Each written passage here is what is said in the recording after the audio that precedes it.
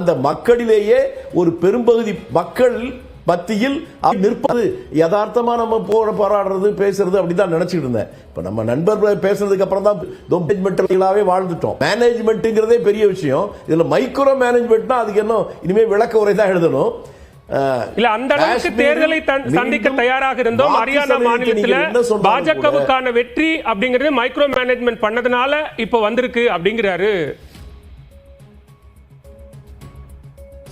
பாலவேல் சக்கரவர்த்தி. ஒரு விளக்கத்தை சொல்லிட்டீங்கன்னா எனக்கு புரியும்.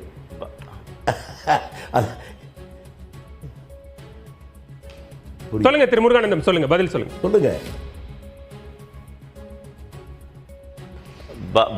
பாலவேல் சக்கரவர்த்திக்கு சொல்றேன், அண்ணன் திருச்சி வேலுச்சாமி அவர்களுக்கு புரியுற மாதிரி சொல்றேன். எங்களுடைய மைக்ரோ மேனேஜ்மெண்ட் அப்படிங்கிறது மக்களை சந்தித்து எங்களுடைய திட்டங்களை நேரடியாக கொண்டு போய் சேர்க்கக்கூடிய விஷயங்களை சொல்லுவது. உங்களுக்கு புரிகின்ற வகையில் சொல்றேன், காங்கிரசுக்கு புரிகின்ற வகையில் உங்களுடைய மைக்ரோ மேனேஜ்மெண்ட் நீங்கள் செய்யக்கூடியதெல்லாம் பணத்தை வைத்து எப்படி கடைசியில் 2 நாள் எப்படி தேர்தலை சந்திக்கலாம் அப்படிங்கிறது. இவ்வளவுதான் வித்தியாசம். இதுல என்ன பெரிய வார்த்தை உங்களுக்கு புரியாத வார்த்தை? மைக்ரோ மேனேஜ்மெண்ட் சாதாரண ஒரு வார்த்தை, தெளிவாக அரசியல் நோக்கத்தோடு இருக்கு.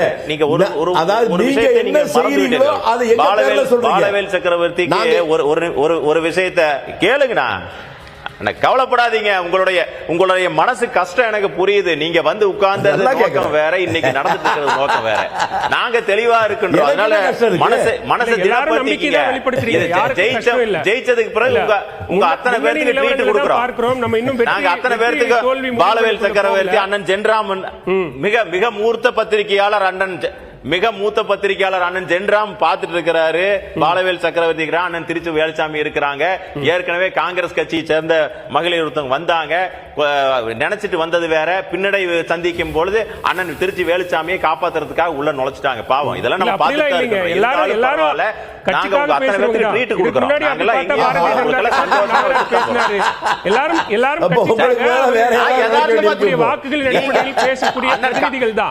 திருச்சி வேலுச்சாமி அண்ணனை கொண்டு நுழைக்கிறதே வந்து எஸ்கேப் பரவாயில்ல. அதாவது ஒரு விஷயம் ஆட்கள் நுழைக்க வேண்டியிருக்கும். அதான் நம்ம பேசலாம். பாலவேல் இது வந்து சாதாரண பாலவேல் சக்கரவர்த்தி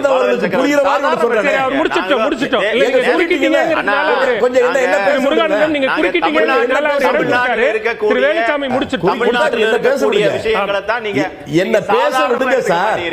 இடத்தில் தான் நீங்க பேசிட்டீங்க, திரும்பி விடவே மாட்டீங்களா? பிரச்சனையா அதுதான். உங்களுக்கு எதை கொடுங்க கொஞ்சம் அனுப்பி விடுங்க, சாப்பிட தயாரா இருக்கேன். எனக்கு ஒன்றும் சுகர் இல்லை, அதனால பிரச்சனை இல்லை. நான் முருகானந்தம் அவர்கள் ஒன்றை புரிஞ்சுக்கணும். நான் ஹரியானாவில் எல்லா இடம் தெரிஞ்ச எல்லாம் சொல்றாங்க, நாங்களும் தெரியாம எல்லாம் கிடையாது. ஹரியானாவில் இருக்கிற அத்தனை இடங்களுக்கு நானும் போயிருக்கிறேன். ஒரு காலத்தில் இங்க இருக்க தேவிலாலை எதிர்த்து நின்று நேரடியாக நிற்பதற்கு கூட எல்லாம் அச்சப்படுகிற போது அந்த தேவிலால் வீட்டுக்கு தமிழ்நாட்டில் ஒரு 150 பேரை கூட்டு போய் வீட்டுக்குள்ள போயிடலாம் வந்திருக்கிறேன். அதனால தெரியாம கிடையாது. வீழ்ச்சி அது.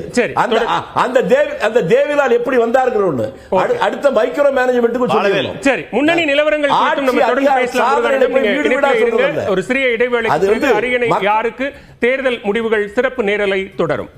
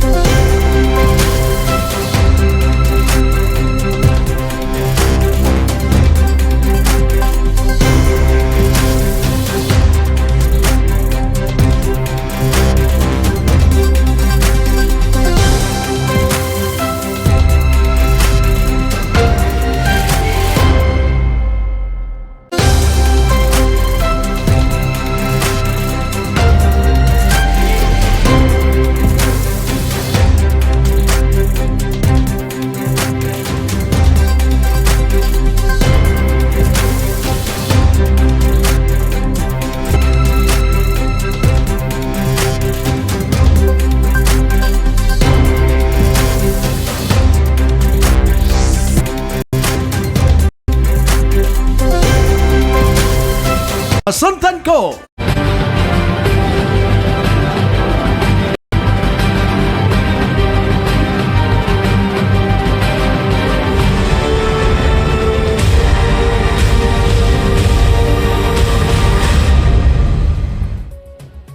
வணக்கம் நண்பர்களே, அரியணை யாருக்கு சிறப்பு நேரலை தொடர்கிறது. ஜம்மு காஷ்மீர் அதே போல ஹரியானா 2 மாநிலங்களுடைய சட்டமன்றங்களுக்கு நடந்த தேர்தல் முடிவுகளை பார்த்து கொண்டிருக்கிறோம். காலை 8 மணி முதல் வாக்கு எண்ணிக்கை தொடங்கி ஒவ்வொன்றாக நடந்து கொண்டிருக்கிறது. ஹரியானால பெரிய ஒரு மாற்றம் ஏற்பட்டிருக்கிறது. தொடக்க நிலையில் காங்கிரஸ் கூட்டணி முன்னிலை வகித்த நிலையில் இப்போது அங்கே பாரதிய ஜனதா கட்சி ஆட்சியை பிடிக்குமா என்கிற இடத்திற்கான முன்னிலை வைக்கக்கூடிய இடத்தை பார்க்கிறோம். தொடர்ச்சியாக நேரடியாக களத்திலிருந்து செய்தியாளர்களை கொண்டிருக்கக்கூடிய ஒரே செய்தி நிறுவனமாக நியூஸ் 18 தமிழ்நாடு இருக்கிறது. அங்கிருந்து களத்திலிருந்து நூற்றுக்கணக்கான செய்தியாளர்கள் நமக்கு எண்ணிக்கைகளை கொடுத்து வருகிறார்கள். எனவே நேரடியான கள தகவல்கள் எண்ணிக்கைகள் என்கிற அடிப்படையில் நியூஸ் 18 தமிழ்நாட்டினுடைய எண்ணிக்கைகள் என்பது கிட்டத்தட்ட தேர்தல் ஆணையத்தினுடைய எண்ணிக்கை அதைவிட கூடுதலான வேகத்தோடு கொடுத்து வருகிறோம். அந்த வகையில் ஹரியானாவுடைய இந்த மாற்றம் என்பதுதான் அரசியல் வட்டாரத்தில் கவனிக்கக்கூடியதாக மாறி இருக்கிறது. ஏற்கனவே ஆட்சி பொறுப்பில் இருக்கக்கூடிய பாரதிய ஜனதா கட்சி 2 முறை ஆட்சி பொறுப்பில் இருக்கக்கூடிய கட்சி மீண்டும் இப்போது ஒரு முன்னிலை என்கிற இடத்தில் இருக்கிறத பார்க்கிறோம். 47 இடங்களில் பாரதிய ஜனதா கட்சியும் காங்கிரஸ் கட்சி 37 இடங்களிலும் முன்னிலை வைக்கக்கூடியதை பார்க்கிறோம். இது இந்த நேரத்திற்கானது. ஹரியானாவை பொறுத்த வரைக்கும் 14 முதல் 19 சுற்றுக்கள் வரை பல்வேறு தொகுதிகளுடைய வாக்கு எண்ணிக்கை சுற்றுக்கள் நிலவரமாக இருக்கிறது. இப்போது 4 முதல் 6 சுற்றுக்கள், அது ஒவ்வொரு தொகுதி வாரியாக மாற்றங்களை பார்க்கிறது. சில தொகுதிகளில் 4 சுற்றுக்கள் எண்ணப்பட்டிருக்கின்றன, சில தொகுதிகளில் 6 சுற்றுக்கள் வரை எண்ணப்பட்டிருக்கின்றன. அந்த அடிப்படையில் தான் இப்போது வந்து கொண்டிருக்கக்கூடிய முன்னிலை நிலவரங்கள் என்பதை பார்க்கிறோம். இப்போது இருக்கக்கூடியது என்பது 3 1 பங்கு வாக்கு என்பதுதான் எண்ணப்பட்டிருக்கிறது. பெரும்பாலான வாக்குச்சாவடிகளில் பெரும்பாலான தொகுதிகளில் 3 1 பங்கு வாக்கு எண்ணப்பட்ட அந்த சூழலில் தற்போது பாரதிய ஜனதா கட்சி 47 இடங்களில் முன்னிலை வைக்கிறது. காங்கிரஸ் கட்சி 37 இடங்களில் முன்னிலை வைக்கக்கூடியதை பார்க்கிறோம். பிஎஸ்பி கூட்டணி 2 இடங்களிலும் மற்றவர்கள் 4 இடங்களிலும் முன்னிலை வைக்கக்கூடியதை பார்க்கிறோம். மொத்தம் 90 இடங்களை கொண்ட சட்டமன்றத்திற்கு 46 என்பது ஒரு மெஜாரிட்டிக்கான இடம். அந்த இடத்தை விட கூடுதலான எண்ணிக்கையில் தற்போதைய நிலையில் பாரதிய ஜனதா கட்சி முன்னிலை வைக்கிறது அப்படிங்கிறது தான் இப்போ இருக்கிறது. அதில் என்ன நடந்திருக்கிறது காலையில் தொடக்க நிலை இப்போதும் கூட இன்னொரு அம்சமும் கவனிக்கத்தக்கதாக மாறி இருக்கிறது. வாக்கு சதவீதம் என்கிற அடிப்படையில் இப்போது வரையுமே வாக்கு சதவீதமாக காங்கிரஸ் கட்சி சற்றே முன்னிலை வைக்கக்கூடியதை பார்க்கிறோம். காங்கிரஸ் கட்சியினுடைய வாக்கு சதவீதம் தற்போதைய நிலையில் நம்ம அந்த வாக்குகளையும் கூட பார்க்கிறோம். தற்போதைய நிலையில் காங்கிரஸ் 40.25% வாக்குகளை பெறுகிறது. அதே நேரத்தில் பிஜேபி 39.24% வாக்குகள். 1% வாக்குல காங்கிரஸ் கட்சி முன்னிலை வைக்கிறது. இது 2% 3% இருந்தது இந்த வாக்கு வித்தியாசம் தொடக்க நிலையில். இப்போது வாக்குகள் எண்ணப்படப்பட அந்த வாக்கு வித்தியாசமும் குறைந்திருக்கிறது. எண்ணிக்கையாக அது பிஜேபிக்கான கூடுதல் எண்ணிக்கை என்பதாக மாறி இருக்கிறது. அப்படின்னா அது எந்த இடத்தில் இந்த எண்ணிக்கை மாறுகிறது? ஜாட் சமூகம் அங்கே முக்கியமான ஒரு சமூகம், கிட்டத்தட்ட 25% வாக்குகளை கொண்டிருக்கக்கூடியது ஜாட் சமூகம். அந்த வாக்குகள் என்னவாக இருக்கிறது அப்படிங்கிறத பார்க்கிறோம். இந்த வாக்குகள் யாருக்கு போயிருக்கிறது அப்படின்னு பார்க்கலாம். அதன் மூலமாக சில விஷயங்களை நம்ம புரிஞ்சுக்க முடியும். ஜாட் சமூகத்தினுடைய வாக்குகள் எங்கே சென்றிருக்கின்றன அப்படிங்கிறதுல 2 பேருக்குமே சம அளவில் அந்த வாக்கு சதவீதத்தையும்